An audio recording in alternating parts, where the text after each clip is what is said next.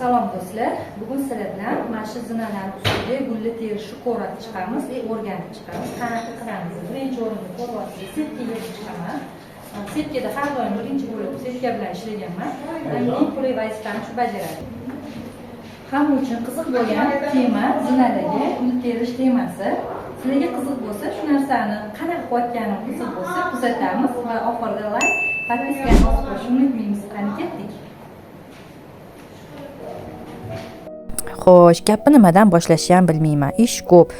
To'y kunidan 2 kun oldin kelganman bu klientimizning uylariga, to'g'rirog'i o'zimning qarindoshim uylari. No, baribir o'zim xizmatdaman va har doimgidek o'zimiz xizmatda bo'lganimiz uchun voqliroq va bemalolroq qilamiz.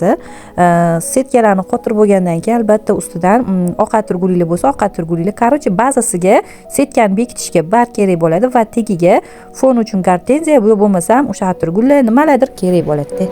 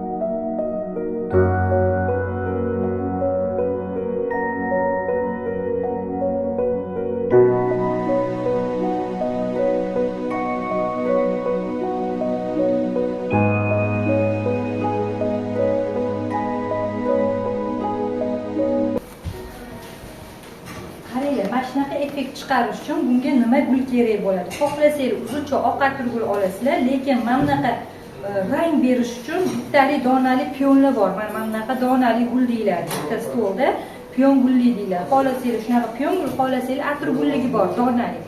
Shunaqa orasiga qo'yib chiqsangiz rosa chiroyli chiqadi. Keyin qo'yganni mana ko'tarib qo'yish kerak. O'shanda effekt ko'rinadi. Mana bunaqa shtuchniy golubkali atirgullar deyman, или gortenziya deymiz. Xohlasanglar gortenziya, xohlasanglar atirgul qo'yib, mana shunaqa effekt chiqarishingiz mumkin. Xo'sh, endigi navbatimizda kaminga keldik. Kaminni ustilaridan gul tushib turgan variantini qilamiz. Ko'rasizlar, bunga ham setka qo'yib olganman. Hozir hech narsa holatida olish esimdan chiqdi videoda. Ishni tushunib olasizlar. Bilgan odam o'zi biladi. Xullas, atirgullar bilan pastga tushirib olamiz. Mana setkagacha pastga tushirib olamiz-da. Shuni keyin yana xuddi shunaqa qilib setkani ustiga gullarni yig'ib chiqamiz. Sizlarni bahoratliligiga bog'liq qanaqa yig'ish.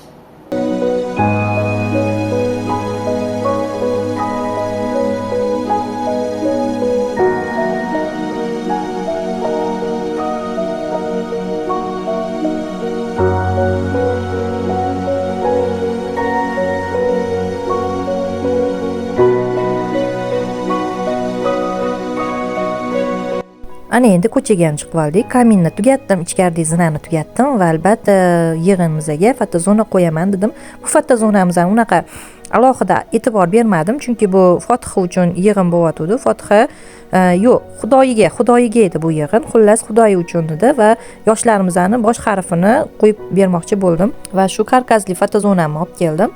Oddiyroq qilib mana shu ko'chada qoldiradigan bo'ldi shu fotozonani.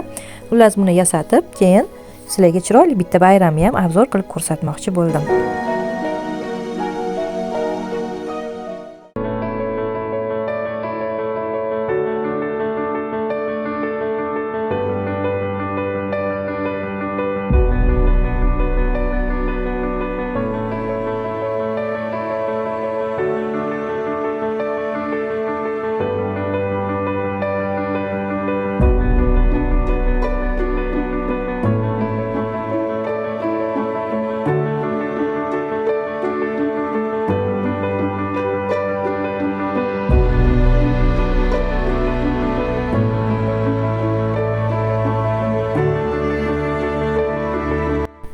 xullas xudoyimizga hamma narsa tayyor, kelin bolamizni o'zlari kontrol qilib to'y kunimizni mana shunaqa chiroyli qilib o'tkazib oldik. Sizlarga ham shunaqa to'yimizni qanaqa o'tkazganimiz qiziq bo'lsa, bu уже boshqa hikoya va keyingi videolarimda kutib qolasizlar va ko'rib tomosha qilasizlar degan umiddaman.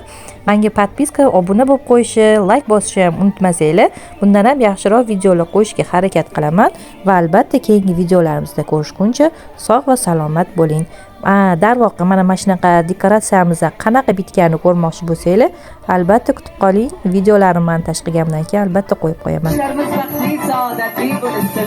Keyingi yil beshik to'ylarga yetkazsin. Ilohim ushbu xonadondan fayz va baraka, yaxshi kunlar, yaxshi to'ylar hech qachon